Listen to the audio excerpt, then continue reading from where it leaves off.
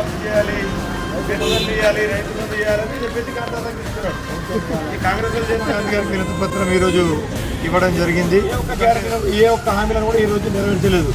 ఇక దానిపైన ముఖ్యమంత్రి ఒక మాట మాట్లాడతాడు, మంత్రి ఒక మాట మాట్లాడతారు, ఎమ్మెల్యేలు ఒక తీరు మాట్లాడతారు. కాబట్టి వీళ్ళను జ్ఞానోదయం కల్పించు మహాత్మా గాంధీ గారు. ఎందుకంటే వీళ్ళు సోయి లేకుండా మాట్లాడతారు.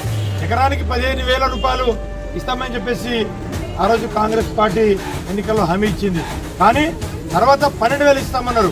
సరే 12,000 ఏంటంటే అది కూడా మహాత్మా గాంధీని కేంద్ర ప్రభుత్వం ఇచ్చిన తర్వాత కూడా వారి యొక్క సమస్య ఏదైతే ఇక్కడ నుంచి మేము డిమాండ్ చేస్తా ఉన్నాం, ఖచ్చితంగా ఏదైతే ప్రజలకు ఇచ్చినటువంటి హామీలను నెరవేర్చేదాకా మిమ్మల్ని వెంటాడుతూనే ఉంటాం, అడుగుతూనే ఉంటాం.